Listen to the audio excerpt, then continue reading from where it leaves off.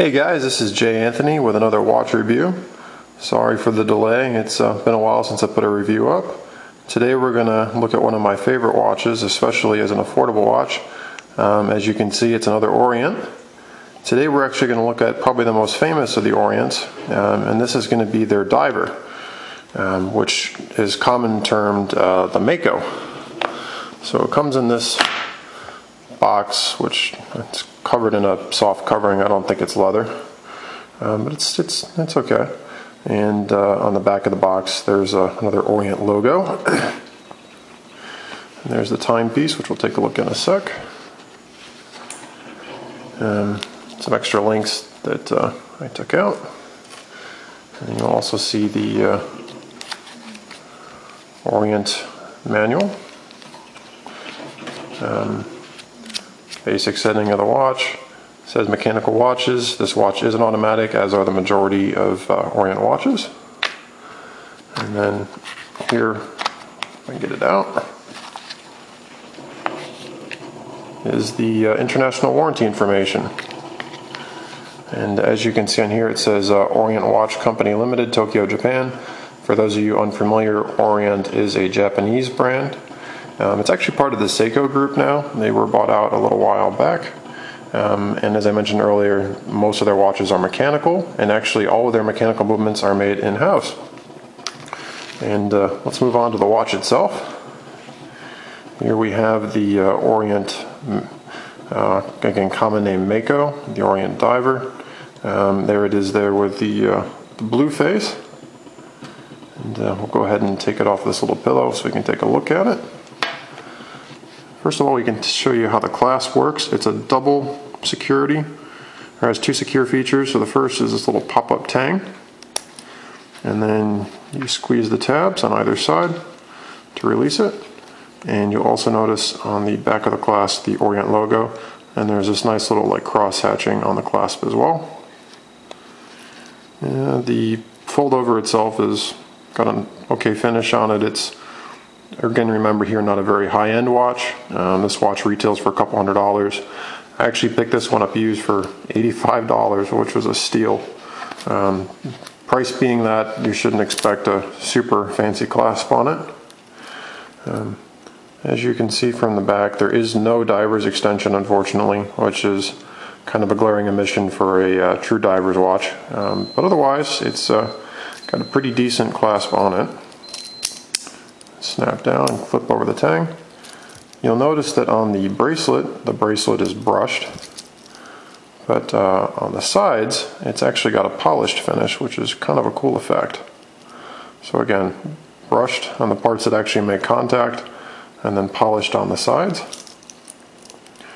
If we look on the side of the case, we'll see that it's actually got an Orient crown on it. See if I can get a better look at it here.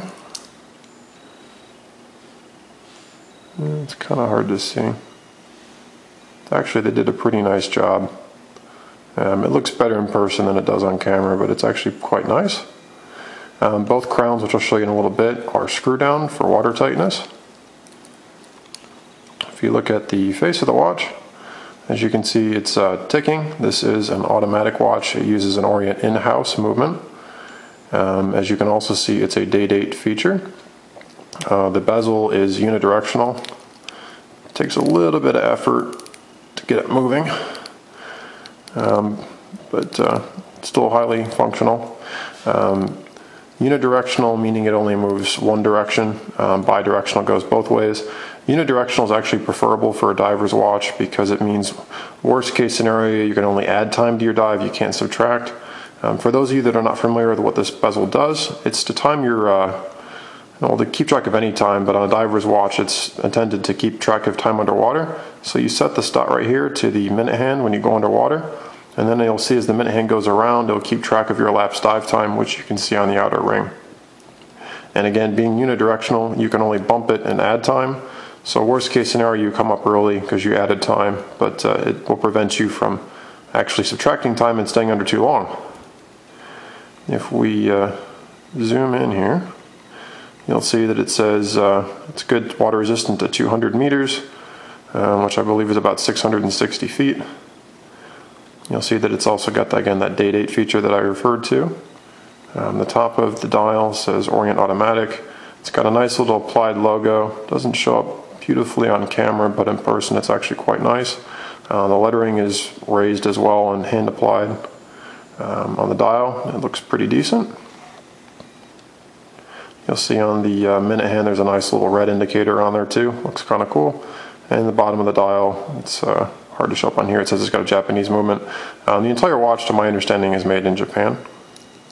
We unscrew the top crown here, and both crowns again are screwed down. You'll see that by clicking it, you can go back and forth between English and Spanish for day of the week, and clicking it several times will rotate through all the days of the week. Here we are to Wednesday, or in Spanish, miércoles, Thursday, jueves, Friday, viernes. And again, to seal it, you can just screw it back down. There we go. And to set the main part of the watch, you unscrew the main crown here, which it is a little wobbly, unfortunately, but that's probably my only real complaint of the watch is that the crown's kind of wobbly when you pull it out. First position will allow you to change the date, and second position will allow you to change the time. You'll notice that the second hand keeps ticking. It is non-hacking, i.e. the second hand will not stop to help you set the time. A feature you typically see on Swiss watches and higher-end watches in general. Bear in mind, again, this is not a very high-end watch, but again, nice feature to have, but not on this watch. You can also see that I'm spinning it. There's no hand winding. The watch can only be wound through the oscillation of the rotor on the movement, i.e. by shaking the watch, causing the rotor or the balance to go back and forth and wind up the spring. You do not have the option to wind it manually. Again, something you typically would see on a equivalent Swiss watch, but not on the Orient. And on the case back, let me reopen this. Hopefully we can see. It says Orient Automatic on the back. You'll see Orient Watch Company Limited on there, mentioning that it's stainless and that it's a screw-in back there. I don't have this movement, I don't have a case opener for this, and frankly, as this watch is meant to be watertight, I prefer not to open it. But for comparison's sake, I have another Orient that uses a similar movement. It's actually this power reserve, and I'll give you a sense of kind of what the Orient movement looks like, so we can take a look at that. And the movement would be very similar to what's in the Mako. You'll see there's the proprietary Orient movement. There's the rotor. It's a very basic movement. Orient prides their watches on being very robust and functional. It's not, if you're looking for something very detailed and ornate, you definitely have to go with a higher end Swiss watch. However, that's not the point of this watch. This watch is about being utilitarian and trustworthy, and it does its job fairly well.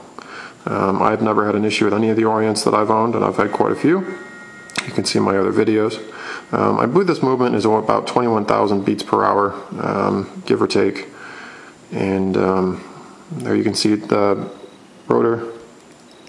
You can hear it click both ways. It winds both ways. It's a bidirectional rotor. In this particular one, it's held in the case with this black piece of plastic here. The Orient Makos that I've seen taken apart, and I assume mine would be no different, actually use metal to hold the movement in the case, which is actually a very nice feature for a watch at this price. I've seen Tag Heuers that cost over $1,000 that use plastic to hold the movement in. And again, every one of the Makos that I've seen actually use a metal retainer for the movement, which I think is pretty high praise, or not praise, excuse me, pretty high insight into just the build quality of this watch. And it feels substantial. It's quite heavy. I want to say it's about 160 grams. Forgive me, I may be wrong on that. And then just to show you what it looks like on the wrist. By the way, the case, guys, is 41 mil, so it's a fairly large watch. And I have about a 7.5 inch wrist, and I think it fits quite nicely. So hope you enjoyed the review. I'll have some more coming along the way. And if you're into watches, feel free to check out some of my other videos, and I'd appreciate it if you'd please comment, rate, and subscribe. Thank you.